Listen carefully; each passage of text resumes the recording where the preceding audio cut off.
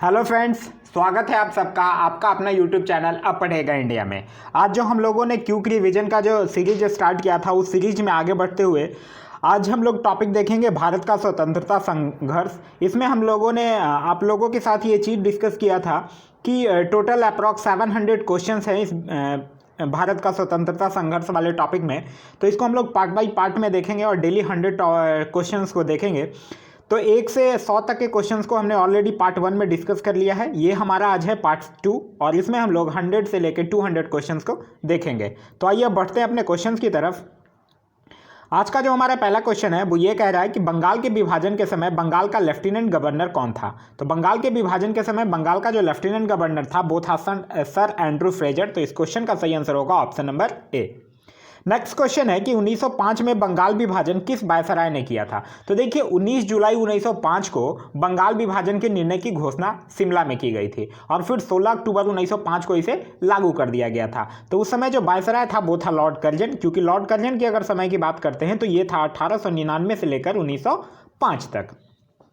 Next question है कि बंग भंग के दौरान कौन सा आंदोलन हुआ था। तो बंग भंग के दौरान अगर हम लोग आंदोलन की बात करते हैं तो बंग भंग के दौरान स्वदेशी आंदोलन का स्टार्ट हुआ था। तो इस क्वेश्चन का सही आंसर होगा ऑप्शन नंबर बी, स्वदेशी आंदोलन। स्वदेशी आंदोलन से एक चीज याद रखिएगा कि स्वदेशी आंदोलन का विचार जो था वो सर्वप्रथम कृष्ण कुमार मित्र के पत्र संजीवनी में 1905 में प्रस्तुत किया गया था। नेक्स्ट है निम्नलिखित में से कौन स्वदेशी आंदोलन का आलोचक था एवं पूर्ण तथा पाश्चात्य के मध्य एवं बेहतर संबंध का समर्थक था। तो इस क्वेश्चन का जो सही आंसर होगा वो हो जाएगा option number C, Rabindranath Tagore. अगर हम लोग बात करते हैं रविन्द्रनाथ टैगोर की तो यहाँ से एक चीज़ याद रखिएगा, इन्होंने स्वदेशी आंदोलन के अवसर पर ही अमार सोमार बंगला लिखा था, जो कि बाद में जाकर बांग्लादेश का राष्ट्रीय गान बन जाता है। नेक्स्ट क्वेश्चन हमारा क्वेश्चन नंबर 105 कह रहा है निम्नलिखित में से किसे बंगाल के विभाजन 1905 के विरोध में हुए आंदोलन का नेतृत्व किया था। तो ये किसने किया था? सुरेंद्र नाथ बनर्जी ने किया था। तो इस क्वेश्चन का सही आंसर होगा ऑप्शन नंबर ए, सुरेंद्र नाथ बनर्जी ने। नेक्स्ट है कि ब्रिटिश वस्तुओं के बहिष्कार को राष्ट्रीय नीति के रूप में अपनाया गया था। तो ये 1905 में अपनाया गया था। तो इस क्वेश्चन का सही आंसर होगा option number D.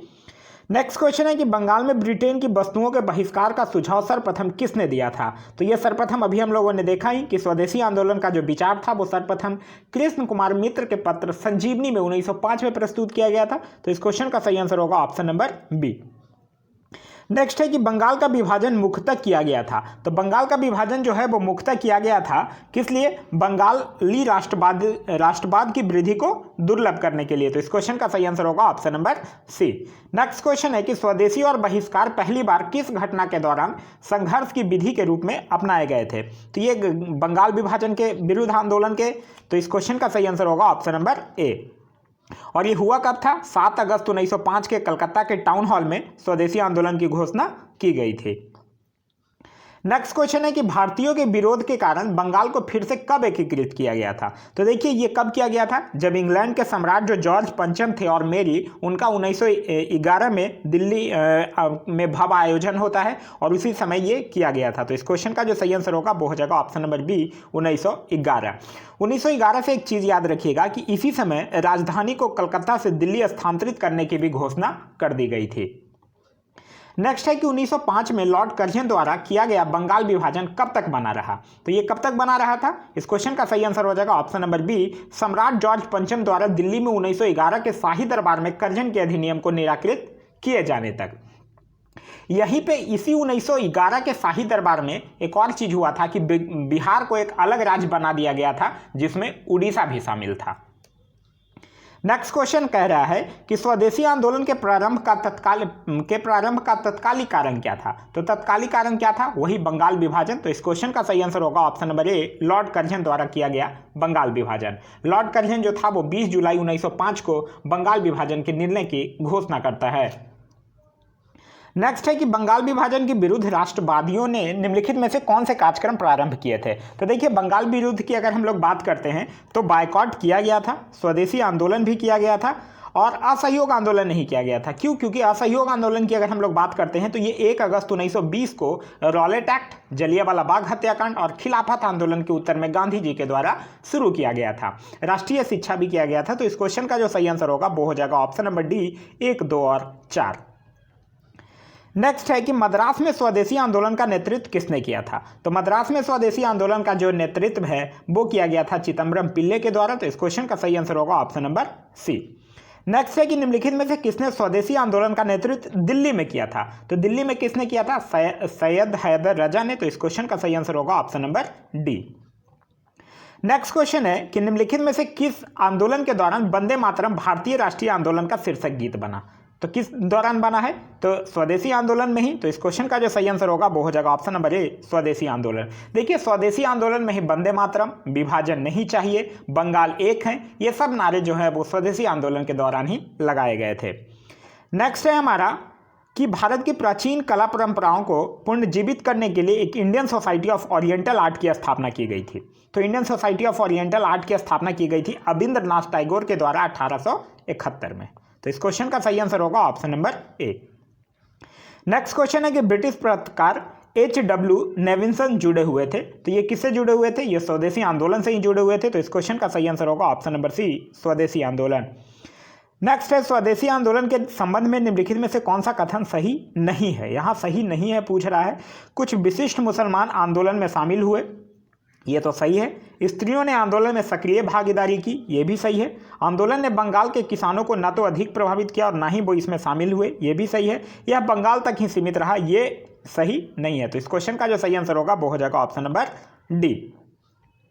Next question हमारा कह रहा है कि स्वदेशी की भावना से ओतप्रोत भारत के चरमपंथी राष्ट्रवादी आंदोलन काल के संदर्भ में निम्नलिखित में से कौन सा कथन सही नहीं है। तो लियाकत हुसैन ने बारिसाल के मुस्लिम किसानों के आंदोलन का नेतृत्व किया था, यही सही नहीं है। तो इस क्वेश्चन का सही आंसर हो जाएगा ऑप्शन नंबर ए। नेक्स्ट क्वेश्चन है कि कांग्रेस के मंच से भारतीय राष्ट्रीय कांग्रेस के किस अधिवेशन में प्रथम बार स्वराज शब्द व्यक्त किया गया था। तो देखिए अगर हम लोग बात करते हैं कि बनारस अधिवेशन 1905 की, तो बनारस अधिवेशन 1905 से याद रखिएगा, इसकी अध्यक्षता गोपाल कृष्ण गोखले के द्वारा और इसी में स्वदेशी आंदोलन का समर्थन किया गया था। अगर हम लोग बात करते हैं कलकत्ता अधिवेशन 1906 की, तो कलकत्ता अधिवेशन 1906 से याद रखिएगा, इसकी अध्यक्षता दादा भाई नौरोजी के द्वारा और प्रथम बार स्वराज शब्द का प्रयोग किया गया था। अगर हम बात करते हैं सूरत अधिवेशन 1907 की, तो सूरत अधिवेशन 1907 से याद रखिएगा, इसकी अध्यक्षता रास बिहारी घोष के द्वारा और इसी आंदोलन में कांग्रेस का प्रथम विभाजन होता है। नेक्स्ट है कि निम्नलिखित में से किस नेता ने 1906 में कलकत्ता कांग्रेस अधिवेशन की अध्यक्षता नहीं की थी। तो 1906 में कलकत्ता कांग्रेस की अध्यक्षता नहीं की थी, तो ये है, और अध्यक्षता की थी तो कौन किया था, गोपाल कृष्ण गोखले के दादा भाई नौरोजी के द्वारा। गोपाल कृष्ण गोखले 1905 में किए थे और दादा भाई नौरोजी जो थे वो 1906 में किए थे और ये कांग्रेस का 22वां अधिवेशन था। नेक्स्ट है हमारा कि भारतीय राष्ट्रीय कांग्रेस के 1905 के बनारस अधिवेशन का अध्यक्ष कौन था। तो अभी हम लोगों ने देखा कि 1905 के बनारस अधिवेशन के अध्यक्ष थे गोपाल कृष्ण गोखले, जो कि कांग्रेस का 21वां अधिवेशन था। तो इस क्वेश्चन का सही आंसर होगा ऑप्शन नंबर सी। नेक्स्ट है हमारा कि स्वराज शब्द का प्रयोग सर्वप्रथम किसने किया था। तो स्वराज शब्द की अगर बात करते हैं तो स्वराज शब्द का जो प्रयोग है वो सर्वप्रथम दयानंद सरस्वती के द्वारा किया गया था। तो इस क्वेश्चन का सही आंसर होगा option number D, Dayanand Saraswati के द्वारा। नेक्स्ट है कि स्वराज को बतौर राष्ट्रीय मांग के रूप में सर्वप्रथम किसने रखा था। तो ये दादा भाई नौरोजी ने रखा था। तो इस क्वेश्चन का सही आंसर होगा ऑप्शन नंबर सी, दादा भाई नौरोजी ने। नेक्स्ट है कि ब्रिटिश पार्लियामेंट में चुने जाने वाला प्रथम भारतीय कौन था। तो ब्रिटिश पार्लियामेंट में चुने जाने वाला प्रथम भारतीय भी दादा भाई नौरोजी थे। तो इस क्वेश्चन का जो सही आंसर होगा वो हो जाएगा ऑप्शन नंबर सी, दादा भाई नौरोजी, और वो किस पे, लिबरल पार्टी के टिकट पर चुने गए थे। नेक्स्ट है कि दादा भाई नौरोजी आमतौर पर किस नाम से जाने जाते हैं। तो दादा भाई नौरोजी जो हैं वो आमतौर पर grand old man of India के नाम से जाने जाते हैं। तो इस क्वेश्चन का सही आंसर होगा ऑप्शन नंबर डी। नेक्स्ट है कि 1907 के भारतीय राष्ट्रीय कांग्रेस के सूरत के वार्षिक अधिवेशन के अध्यक्ष कौन थे। ठीक है, तो 1907 की बात कर रहा है, तो 1907 में ही अभी हम लोगों ने पढ़ा कि कांग्रेस का प्रथम विभाजन हुआ था और इसकी अध्यक्षता रास बिहारी घोष के द्वारा किया गया था। तो इस क्वेश्चन का सही आंसर होगा option number D, RB. Ghosh के द्वारा। नेक्स्ट है कि सूरत विभाजन का नेतृत्व किसने किया था। तो सूरत विभाजन का नेतृत्व किसने किया था, बाल गंगाधर तिलक ने। तो इस क्वेश्चन का सही आंसर होगा ऑप्शन नंबर सी, तिलक ने। देखिए यहाँ नेतृत्व पूछ रहा है तो बाल गंगाधर तिलक होगा आपका आंसर। नेक्स्ट है हमारा कि 20वीं सदी के प्रारंभिक वर्षों में कांग्रेस में विभाजन की प्रक्रिया शुरू हुई थी। तो कांग्रेस आंदोलन की रणनीतियों पर, यह बिल्कुल सही है, कांग्रेस आंदोलन के उद्देश्यों पर, यह भी सही है, और कांग्रेस आंदोलन में लोगों की भागीदारी पर, तो यह भी सही है। तो इस क्वेश्चन का जो सही आंसर होगा वो हो जाएगा ऑप्शन नंबर डी, उपयुक्त सभी। नेक्स्ट क्वेश्चन है कि भारतीय राष्ट्रीय कांग्रेस के वर्ष 1906 में विख्यात कलकत्ता अधिवेशन में 4 संकल्प पारित किए गए थे।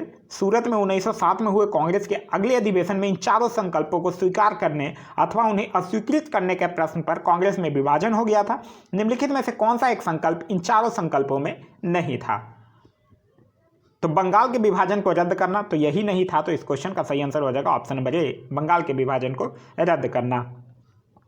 नेक्स्ट है कि निम्नलिखित में से कौन सा कथन दादा भाई नौरोजी के विषय में सत्य नहीं है?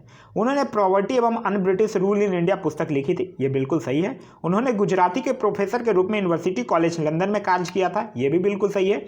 उन्होंने बंबई में महिला शिक्षा की नींव रखी थी, ये भी बिल्कुल सही है।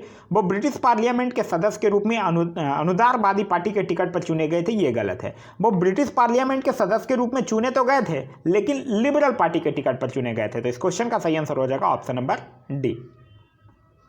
नेक्स्ट है कि भारतीय कांग्रेस कहां पर उदारवादियों एवं उग्रवादियों दो भागों में विभाजित हो जाता है? तो ये होता है 1907 के सूरत अधिवेशन में, जिसकी अध्यक्षता रास बिहारी घोष के द्वारा किया गया था। तो इस क्वेश्चन का सही आंसर होगा ऑप्शन नंबर ए।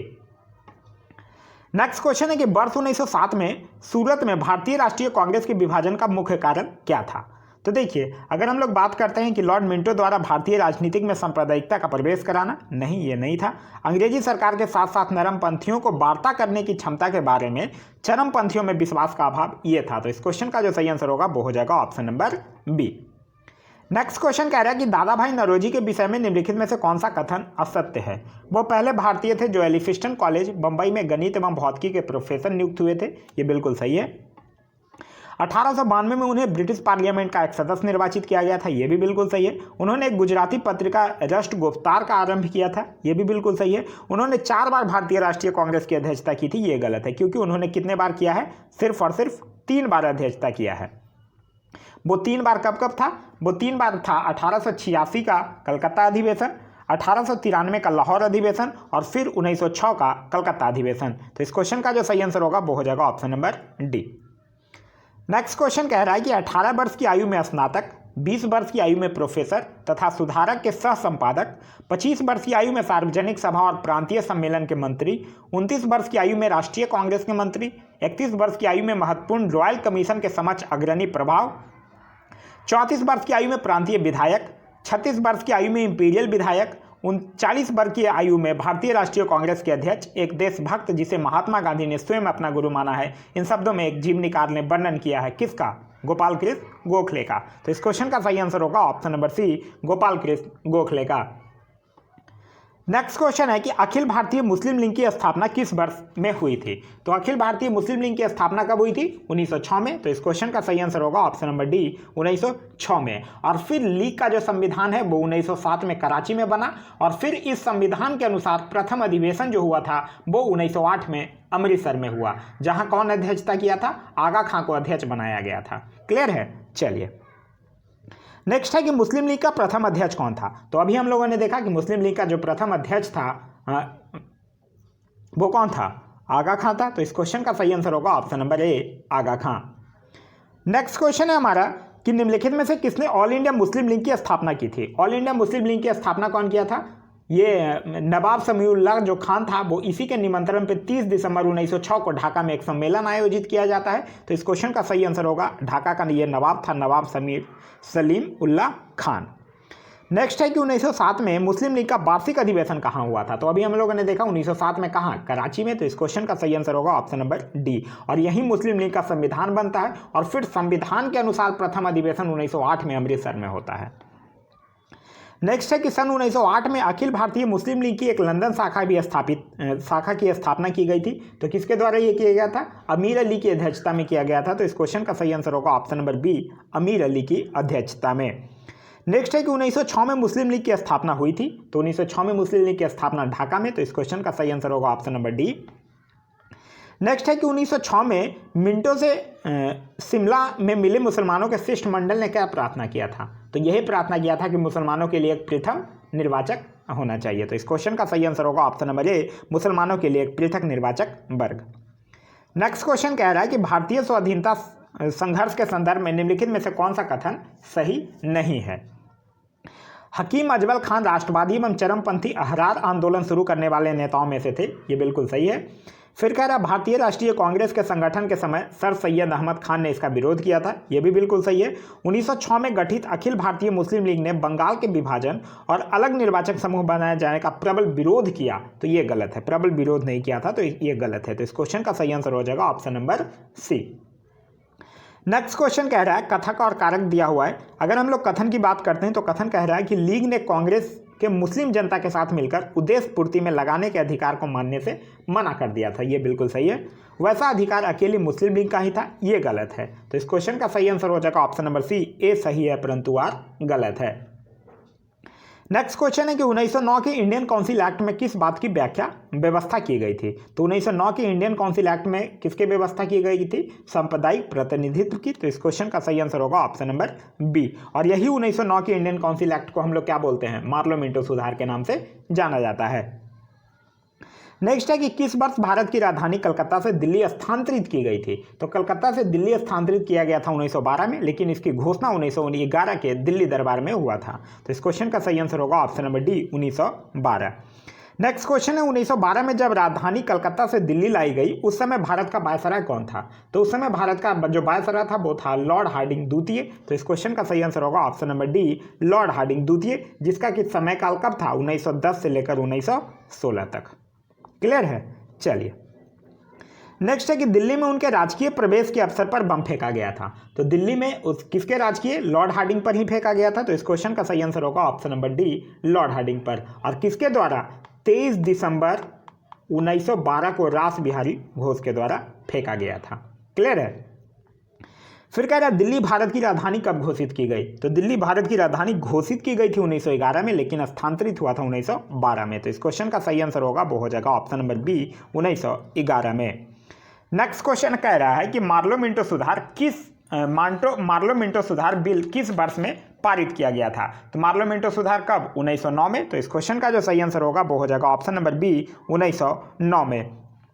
1909 में क्या था कि जो लॉर्ड मार्लो थे वो इंग्लैंड में भारत के राज्य सचिव थे और लॉर्ड मिंटो जो थे वो भारत के वायसराय थे। नेक्स्ट है कि राष्ट्रीय आंदोलन की अवधि में जिस घटना में मतभेद के बीच थे और जिसने अंततः देश का विभाजन कराया था वो क्या था, वो था विधानसभाओं में मुसलमानों के लिए पृथक निर्वाचन क्षेत्रों और स्थानों का आरक्षण। तो इस क्वेश्चन का सही आंसर हो जाएगा ऑप्शन नंबर डी। और ये मुसलमानों के लिए पृथक निर्वाचन क्षेत्रों और स्थानों का जो आरक्षण है ये 1909 ईस्वी के ही भारत परिषद अधिनियम के द्वारा हुआ था। नेक्स्ट है कि निम्नलिखित में से किसने मित्र मेला संघ को शुरू किया था। तो मित्र मेला संघ को किसने शुरू किया था, नासिक में शुरू किया गया था। ये 1899 के समय विनायक दामोदर सावरकर के द्वारा, बीडी सावरकर के द्वारा। तो इस क्वेश्चन का सही आंसर होगा option number B, B D Savarkar. Next है कि मुजफ्फरपुर बम कांड 1908 का संबंध इनमें से किसके साथ है। तो देखिए मुजफ्फरपुर बम कांड जो 1908 है वो हुआ था 30 अप्रैल 1908 को। एक जो जज था उसका नाम था जज किंग्सफोर्ड, उसकी हत्या का प्रयास किया गया था लेकिन वो मारा नहीं था। और किसके द्वारा किया गया था, खुदीराम बोस के द्वारा और प्रफुल्ल चाकी के द्वारा, जिसमें फिर बाद में आगे जाके खुदीराम बोस को फांसी हो जाती है और प्रफुल्ल चाकी जो है वो आत्महत्या कर लेते हैं। तो इस क्वेश्चन का जो सही आंसर होगा वो हो जाएगा ऑप्शन नंबर सी, प्रफुल्ल चाकी। नेक्स्ट है कि 1904 में क्रांतिकारी संगठन अभिनव भारत संगठित किया गया था। तो अभिनव भारत किया गया था 1904 में, कहाँ, महाराष्ट्र में, बीडी सावरकर के द्वारा। तो इस क्वेश्चन का सही आंसर होगा ऑप्शन नंबर डी, महाराष्ट्र में। नेक्स्ट है कि क्रांतिकारियों ने गुप्त समाज अभिनव भारत का गठन किया था। तो बीडी सावरकर 1904। तो इस क्वेश्चन का सही आंसर होगा option number B.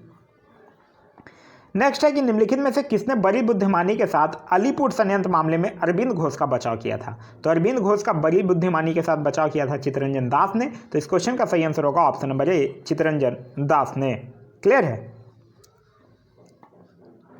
Next question हमारा 158 कह रहा है कि युगांतर पार्टी का नेतृत्व किसने किया था। तो युगांतर पार्टी का नेतृत्व किया था जतिंद्र नाथ मुखर्जी ने। तो इस क्वेश्चन का सही आंसर होगा ऑप्शन नंबर ए, जतिंद्र नाथ मुखर्जी ने। देखिए यहाँ कंफ्यूज नहीं होइएगा, यहाँ कह रहा है युगांतर पार्टी। एक क्वेश्चन आता है युगांतर नामक समाचार पत्र। तो युगांतर नामक अगर समाचार पत्र पूछेगा तब होगा 1906 में बरिंद्र कुमार घोष और भूपेंद्र नाथ दत्त के द्वारा। नेक्स्ट है कि बरिंद्र कुमार घोष के क्रियाकलापों ने एक गुप्त क्रांतिकारी संगठन को बंगाल में जन्म दिया था। वो क्या था, अनुशीलन समिति था। तो इस क्वेश्चन का सही आंसर होगा ऑप्शन नंबर ए, अनुशीलन समिति। नेक्स्ट है कि वह कौन थे जिन्होंने अनुशीलन समिति की स्थापना की थी। तो ये किसने किया था, तो अनुशीलन समिति की स्थापना किया था पी मित्रा ने। तो इस क्वेश्चन का सही आंसर होगा ऑप्शन नंबर ए, पी मित्रा। और कहाँ किया था, बंगाल में। और इसका उद्देश्य क्या था, इसका उद्देश्य था खून का बदला खून। नेक्स्ट है कि बरिंद्र घोष किससे संबंध थे, तो बरिंद्र घोष का संबंध था अनुशीलन समिति से। तो इस क्वेश्चन का सही आंसर होगा ऑप्शन नंबर ए। नेक्स्ट है कि स्वतंत्रता आंदोलन के क्रांतिकारी आतंकवादियों का पहला महत्वपूर्ण साहसिक कार्य बड़ा डकैती का स्थान कौन था, तो ये था पूर्वी बंगाल में। तो इस क्वेश्चन का जो सही आंसर होगा वो हो जाएगा ऑप्शन नंबर सी, पूर्वी बंगाल में। नेक्स्ट है कि मुजफ्फरपुर में किंग्सफोर्ड की हत्या का प्रयास कब किया गया था, तो ये 30 अप्रैल 1908 को किया गया था। तो इस क्वेश्चन का सही आंसर होगा ऑप्शन नंबर ए, 1908। और फिर इसी में 11 अगस्त 1908 को खुदीराम बोस को फांसी दी जाती है और प्रफुल्ल चाकी आत्महत्या कर लेते हैं। नेक्स्ट है कि हेड गेवॉर ने किस वर्ष राष्ट्रीय स्वयंसेवक संघ की स्थापना की थी, तो ये किया था 1925 में। तो इस क्वेश्चन का सही आंसर होगा option number D, 1925। Next question है कि अनुशीलन समिति थी, तो अनुशीलन समिति क्या था, अनुशीलन समिति एक क्रांतिकारी संगठन थी जिसकी 500 शाखाएं खोली गई थी। तो इस क्वेश्चन का सही आंसर होगा ऑप्शन नंबर डी, एक क्रांतिकारी संगठन। नेक्स्ट है कि बाल गंगाधर तिलक को लोकमान विशेषण किस आंदोलन के दौरान दिया गया था, तो ये कौन से आंदोलन के दौरान दिया गया था, ये दिया गया था क्रांतिकारी आंदोलन के दौरान। तो इस क्वेश्चन का सही आंसर होगा ऑप्शन नंबर बी, क्रांतिकारी आंदोलन के दौरान। बाल गंगाधर तिलक से एक चीज़ याद रखिएगा जो कि बड़ा इंपॉर्टेंट क्वेश्चन है, वो ये है कि इन्हें वैलेंटाइन सी रोल जो था वो भारतीय असंतोष का जनक कहा था। नेक्स्ट है कि निम्नलिखित कथनों में से कौन सा कथन बीडी सावरकर के बारे में सही है। उन्होंने अभिनव भारत नामक क्रांतिकारी संगठन की स्थापना की थी, बिल्कुल सही है।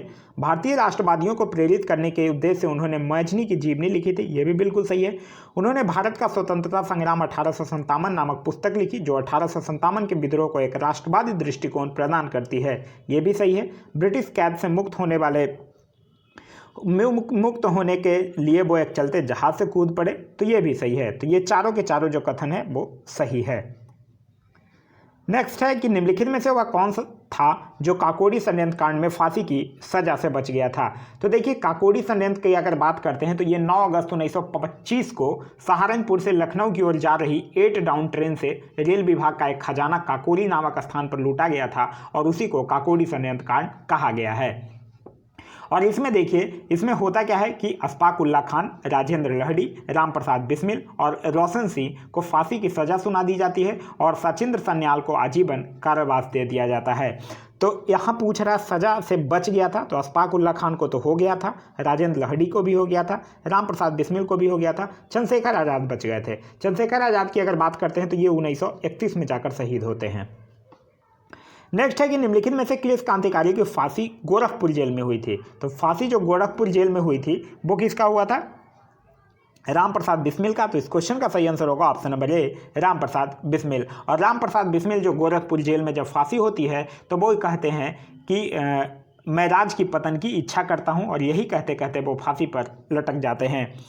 नेक्स्ट है हमारा कि निम्नलिखित क्रांतिकारियों में से कौन काकोरी षड्यंत्र केस से नहीं जुड़ा हुआ है। तो देखिए राम प्रसाद बिस्मिल थे, रोशन सिंह थे, भगत सिंह नहीं जुड़े हुए थे। तो इस क्वेश्चन का सही आंसर होगा ऑप्शन नंबर सी, भगत सिंह। नेक्स्ट है कि काकोरी षड्यंत्र केस किस वर्ष में हुआ। तो काकोरी षड्यंत्र केस जो है वो 9 अगस्त 1925। तो इस क्वेश्चन का सही आंसर होगा ऑप्शन नंबर बी। नेक्स्ट है कि निम्नलिखित में से कौन काकोरी कांड मुकदमे में सरकारी वकील था। तो काकोरी कांड मुकदमे में जो सरकारी वकील था वो था जगत नारायण मुल्ला। तो इस क्वेश्चन का सही आंसर होगा ऑप्शन नंबर बी। नेक्स्ट है कि निम्नलिखित में से किसको अंग्रेजी सरकार ने काकोरी षड्यंत्र के मामले में फांसी पर चढ़ा दिया था। तो राम प्रसाद बिस्मिल को। तो इस क्वेश्चन का सही आंसर होगा option number B, Ram Prasad Bismil को। नेक्स्ट है कि निम्नलिखित पंक्तियों को किसने लिखा था। सरफरोशी की तमन्ना अब हमारे दिल में है, देखना है जोर कितना बाजुए कातिल में है। तो ये किसके द्वारा लिखा गया था, राम प्रसाद बिस्मिल की ही ये पंक्तियां हैं। तो इस क्वेश्चन का सही आंसर होगा ऑप्शन नंबर ए, राम प्रसाद बिस्मिल। नेक्स्ट है कि किस वर्ष हिंदुस्तान रिपब्लिकन एसोसिएशन की स्थापना की गई थी। तो हिंदुस्तान रिपब्लिकन एसोसिएशन की स्थापना 1924 में सचिंद्र सान्याल के द्वारा। तो इस क्वेश्चन का सही आंसर होगा ऑप्शन नंबर बी, 1924। नेक्स्ट है कि अपनी फांसी से पूर्व निम्नलिखित क्रांतिकारियों में से किस एक ने पीने हेतु दिए गए दूध को अस्वीकार कर दिया था और कहा था कि अब मैं केवल अपनी माँ का दूध लूंगा। तो ये भी राम प्रसाद बिस्मिल का ही कथन है। तो इस क्वेश्चन का सही आंसर होगा ऑप्शन नंबर सी, राम प्रसाद बिस्मिल। नेक्स्ट है कि हिंदुस्तान सोशलिस्ट रिपब्लिकन एसोसिएशन के संस्थापक नेताओं में से एक हैं, तो ये 1928 में हुआ है, और भगत सिंह, तो इस क्वेश्चन का सही आंसर होगा option number B, Bhagat Singh. Next है कि किसने साचिंद्र सान्याल द्वारा स्थापित हिंदुस्तान रिपब्लिकन एसोसिएशन का नाम बदलकर हिंदुस्तान सोशलिस्ट रिपब्लिकन एसोसिएशन कर दिया था, तो ये चंद्रशेखर आज़ाद ने किया था, तो इस क्वेश्चन का जो सही आंसर होगा वो हो जाएगा option number D, Chandrashekhar Azad के द्वारा। नेक्स्ट है कि वर्ष 1928 में हिंदुस्तान सोशलिस्ट रिपब्लिकन एसोसिएशन की स्थापना कहाँ की गई थी, तो ये दिल्ली में, तो इस क्वेश्चन का सही आंसर होगा ऑप्शन नंबर बी, दिल्ली में। नेक्स्ट है कि हिंदुस्तान सोशलिस्ट रिपब्लिकन एसोसिएशन गठित किया गया था, तो हिंदुस्तान से सोशलिस्ट रिपब्लिकन एसोसिएशन जो है वो 1928 में चंद्रशेखर आज़ाद के द्वारा, तो इस क्वेश्चन का जो सही आंसर होगा वो हो जाएगा option number C. Next question है कि हिंदुस्तान रिपब्लिकन संगठन की स्थापना की गई थी, तो हिंदुस्तान रिपब्लिकन संगठन की जो स्थापना की गई थी वो कानपुर में किया गया था, तो इस क्वेश्चन का जो सही आंसर होगा वो हो जाएगा ऑप्शन नंबर बी। देखिए, अगर हिंदुस्तान रिपब्लिकन संगठन पूछता है तब कानपुर, और पूछता है हिंदुस्तान सोशलिस्ट रिपब्लिकन एसोसिएशन तब हो जाएगा दिल्ली। नेक्स्ट है हमारा भगत सिंह का स्मारक कहाँ स्थित है, तो भगत सिंह का जो स्मारक है वो फिरोजपुर में स्थित है, तो इस क्वेश्चन का सही आंसर होगा ऑप्शन नंबर ए। नेक्स्ट है कि निम्नलिखित में से कौन हिंदुस्तान रिपब्लिकन एसोसिएशन HRA का सदस्य नहीं था, तो देखिए भगत सिंह थे, चंद्रशेखर आज़ाद भी थे, राम प्रसाद बिस्मिल भी थे, शिव वर्मा नहीं थे, तो इस क्वेश्चन का जो सही आंसर होगा वो हो जाएगा option number D, Shiv Verma. Next है कि प्रसिद्ध नारा इनकलाब जिंदाबाद किसने दिया था, तो इनकलाब जिंदाबाद सरदार भगत सिंह के द्वारा, तो इस क्वेश्चन का जो सही आंसर होगा वो हो जाएगा ऑप्शन नंबर बी, सरदार भगत सिंह के द्वारा। नेक्स्ट है हमारा कि क्रांतिकारी चंद्रशेखर आज़ाद को अंग्रेजों ने कैसे मार डाला था, तो चंद्रशेखर आज़ाद को अगर बात करते हैं तो ये मुठभेड़ में गोलियों से, तो इस क्वेश्चन का जो सही आंसर होगा वो हो जाएगा ऑप्शन नंबर सी, मुठभेड़ में गोलियों से। नेक्स्ट है कि किसने कहा था कि दरो दीवार पे हसरत की नज़र करते हैं, खुश रहो अहले वतन हम तो सफ़र करते हैं, तो ये कहा गया था बाजिद अली शाह के द्वारा, तो इस क्वेश्चन का जो सही आंसर होगा वो हो जाएगा option number D, Wajid Ali Shah के द्वारा। नेक्स्ट है कि निम्नलिखित में से किसने बहरी ब्रिटिश सरकार को सुनाने हेतु केंद्रीय विधानसभा में अप्रैल 8, 1929 को बम फेंका था, तो ये किसने फेंका था, उस समय भगत सिंह और बटुकेश्वर दत्त ने, तो इस क्वेश्चन का जो सही आंसर होगा वो हो जाएगा ऑप्शन नंबर डी, 1 और 4। एक क्वेश्चन ये भी पूछा जाता है कि जब भगत सिंह और बटुकेश्वर दत्त के द्वारा असेंबली पर बम फेंका गया था 1929 में, तो उस समय असेंबली के अध्यक्ष कौन थे, तो उस समय असेंबली के जो अध्यक्ष थे वो विठल भाई पटेल थे। नेक्स्ट है कि स्वतंत्रता संग्राम के सबसे कम आयु के शहीद थे, तो स्वतंत्रता संग्राम के अगर सबसे कम आयु के शहीद की बात करते हैं तो वो थे खुदीराम बोस, तो इस क्वेश्चन का जो सही आंसर होगा वो हो जाएगा option number C, Khudiram Bose, और इनको 11 अगस्त 1908 को फांसी दे दी गई थी। नेक्स्ट है कि चटगांव आमेरी रोड इनमें से किससे संबंधित था, तो चटगांव आमेरी रोड जो है वो मास्टरदा यानी सूर्य सेन से संबंधित था, तो इस क्वेश्चन का जो सही आंसर होगा वो हो जाएगा option number A, Chatgaon armoury raid, तो ये किससे, सूर्य सेन यानी मास्टरदा।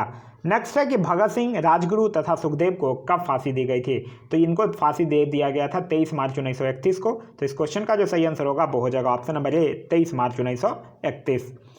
नेक्स्ट है कि मुजफ्फर अहमद, S.A. डोंगे, शौकत उस्मानी तथा नलिनी गुप्ता किस षड्यंत्र के लिए कैद किए गए थे, तो ये सब किए गए थे कानपुर बोल्शेविक षड्यंत्र कांड के लिए, तो इस क्वेश्चन का जो सही आंसर होगा वो हो जाएगा option number D. Next question है कि निम्नलिखित में से किसने प्रसिद्ध चटगांव सस्तागर ढाबा आयोजित किया था, तो ये किसने किया था, सूर्य सेन, जिनको हमको मास्टरदा के नाम से भी जाना जाता है, तो इस क्वेश्चन का सही आंसर होगा ऑप्शन नंबर बी। नेक्स्ट है कि निम्नलिखित युग्मों में से कौन सही सुमेलित नहीं है, तो देखिए अगर हम लोग बात करते हैं हावड़ा षड्यंत्र प्रकरण 1910 सुमेलित है, विक्टोरिया षड्यंत्र प्रकरण 1914 सुमेलित है, लाहौर षड्यंत्र प्रकरण 1916 और 1930 सुमेलित है, और काकोरी षड्यंत्र प्रकरण की अगर बात करते हैं तो 1924 सुमेलित नहीं है, क्योंकि ये कब हुआ था, 9 अगस्त 1925 को हुआ था, तो इस क्वेश्चन का सही आंसर होगा option number D. Next question है किसने कहा था आलोचना और स्वतंत्र चिंतन एक क्रांतिकारी की 2 विशेषताएं हैं, तो ये भगत सिंह के द्वारा कहा गया था, तो इस क्वेश्चन का जो सही आंसर होगा वो हो जाएगा ऑप्शन नंबर ए, भगत सिंह। नेक्स्ट है कि निम्नलिखित में से किस महिला क्रांतिकारी ने दीक्षांत समारोह में अपनी उपाधि यानी डिग्री ग्रहण करते हुए अंग्रेज गवर्नर कुलदीपति पर गोली चलाई थी, तो ये किसने चलाया था, ये बीना दास ने चलाया था, तो इस क्वेश्चन का जो सही आंसर होगा वो हो जाएगा ऑप्शन नंबर सी। नेक्स्ट है कि लाहौर षड्यंत्र कांड में निम्नलिखित में से किस क्रांतिकारी को फांसी नहीं हुई थी, तो यहाँ नहीं हुई थी ये पूछ रहा है, तो सुखदेव, भगत सिंह, राजगुरु को हुआ था, बटुकेश्वर दत्त को नहीं हुआ था, तो इस क्वेश्चन का जो सही आंसर होगा वो हो जाएगा option number A, Batukeshwar Dutt. Next है कि भारतीय स्वतंत्रता के लिए फांसी पाने वाले प्रथम रिकॉर्डेड मुस्लिम कौन है? तो प्रथम रिकॉर्डेड मुस्लिम जो है वो अशफाक उल्ला खान है, जिनको कि काकोरी कांड जो 9 अगस्त 1925 को होता है उसमें फांसी की सज़ा सुनाई जाती है। तो इस क्वेश्चन का जो सही आंसर है वो है option number C, Ashfaqulla Khan. और इनको फांसी कब दी जाती है? इनको फांसी दी जाती है दिसंबर 1927 में। नेक्स्ट है कि निम्नलिखित में से कौन एक उग्रवादी था? तो उग्रवादी कौन थे? लाल बाल पाल यानी बिपिन चंद्र पाल। तो इस क्वेश्चन का सही आंसर होगा ऑप्शन नंबर सी। नेक्स्ट है कि नीचे दिए गए मुकदमों की सूची दी गई है, अंत में दिए गए कूट का प्रयोग करते हुए उनके तथ्यानुसार सही क्रम कीजिए। देखिए, लाहौर मुकदमा की अगर बात करते हैं तो लाहौर मुकदमा 1916 और 1930, ठीक है, 1915, 1916 और 1930। तो और मेरठ मुकदमा की बात करते हैं तो 1929, काकोरी मुकदमा की बात करते हैं तो 1925 और कानपुर मुकदमा की बात करते हैं तो 1924। इसको सही से अरेंज कर लीजिएगा। अरेंज करने के बाद जो आपका सही आंसर होगा वो हो जाएगा option number C. Next question है कि जेल में भूख हड़ताल के कारण जिस स्वतंत्रता संग्राम सेनानी की मृत्यु हुई है वो कौन था? तो ये कौन था? ये जतिन दास था। तो इस क्वेश्चन का सही आंसर होगा ऑप्शन नंबर सी, जतिन दास। और ये 63 दिन के भूख हड़ताल पे रहते हैं और 63 दिन के भूख हड़ताल के बाद लाहौर सेंट्रल जेल में इनका निधन हो गया था।